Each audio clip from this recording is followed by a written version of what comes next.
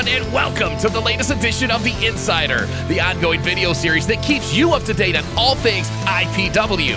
I am the voice of Independence Pro Wrestling. J-Rod, IPW champion Jamal King, hasn't been seen since winning the title at Tough Luck, as he has been anticipating the rise of a #1 contender. When King found out his first challenge would be the specimen Chad Alpha, King wrote Alpha off as an easy win and was annoyed that people think Alpha can compete with him. King challenged Alpha to an exhibition to start off the show, and to his surprise, nearly got torture racked.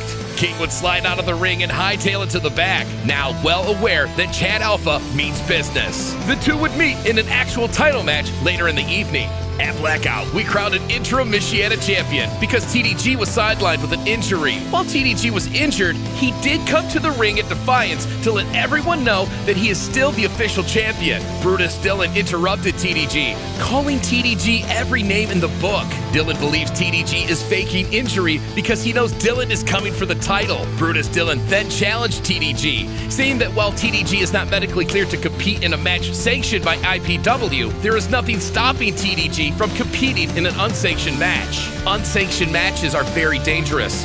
There are no rules.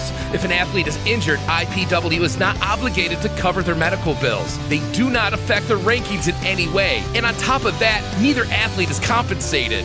This didn't matter to Brutus Dillon. He knew that if he got the jump on the current Michiana champion, he would definitely be able to make the case to get a crack at the interim champion. TDG refused to back down, but Brutus Dillon would be a formidable opponent even for TDG at 100%. Brutus Dillon was able to beat the shell of TDG, who was likely at about 50% and shouldn't have been out there in the first place. Just as Brutus Dillon was about to inflict further punishment, the interim champion, Hype Jimmy Sholin, came to TDG's rescue. Hype told Dillon that if he wants a shot at the title, he's got it. Something interesting happened after the altercation. TDG turned to Jimmy Sholin and asked Jimmy to promise to protect the Michiana Championship at all costs, so when TDG is cleared to compete, TDG can have a chance to unify the titles. A lot could happen between now and then.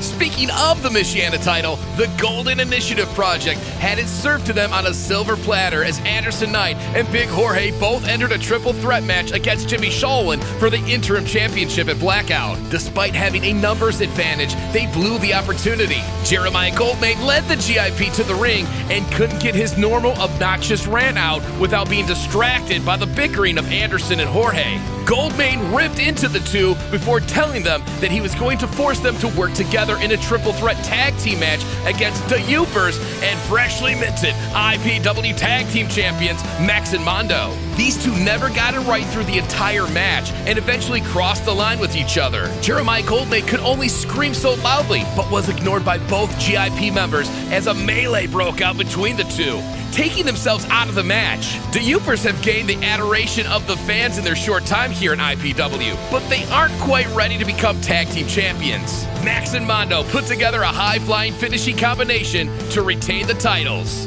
The Honey Badger, Lil Missy, became the #1 contender for the IPW Women's Championship at Blackout with the biggest win of her career over Thunder Kitty LaFleur. Champion Stella Buho was happy to see it and went right after Missy. These two have collided several times now, but this was for sure the most violent encounter yet. Often when two athletes fight it out in a tense grudge match, tempers cool down and mental respect forms between the two. Despite how many times these two kick the shit out of each other, that doesn't seem to be the case here. The match came to a close when Honey Badger slammed Stella Buho through a table, causing a disqualification. Stella Buho is still champion, but once again, we have an inconclusive ending. Jeremiah Goldmain worked his magic, and it appears that we will have a definitive ending between these two when they go one-on-one in a tables match. GIP member Prime Time, Anthony Katina is back.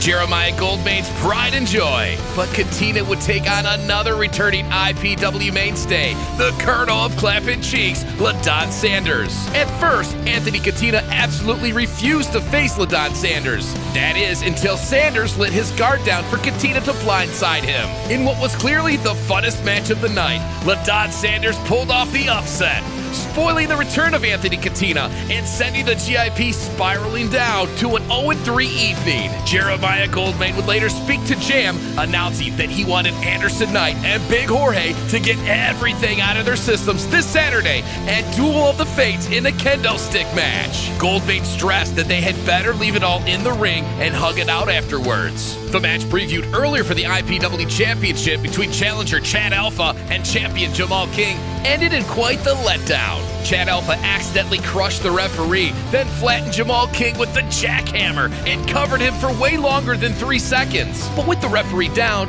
nobody could count the fall. Just as Alpha was able to finally revive the referee, Jamal King once again hightailed it to the back, resulting in a disqualification victory for Alpha. But as we know, the title doesn't change hands on a disqualification. However, a win is a win, and Chad Alpha remains the #1 contender. He will get a second chance at the title as Jamal King defends the IPW Championship against Chad Alpha once again at Duel of the Fates on May 4th.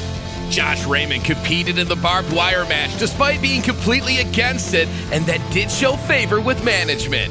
Because of that, he was made part of a 3-way Michiana Championship match against fan favorite Schwartzy and the interim Michiana champion, Jimmy Shalwin. Josh Raymond was moments away from capturing the Michiana title until Terry Van Avery appeared once again and absolutely melted Josh Raymond with a shot to the head from the title belt. Jimmy Shalwin would go on to win the match and retain the title. That's 2 weeks in a row that Van Avery has cost Raymond. How much more will Terry need to do to Josh to settle his need for revenge? That concludes this edition of The Insider. Join us for the first doubleheader of 2024 as IPW heads to Royal Scott in Lansing, Michigan on May 4th as IPW presents Duel of the Fates. Then Holmes Campus in Ann Arbor on May 5th as IPW presents Liberated.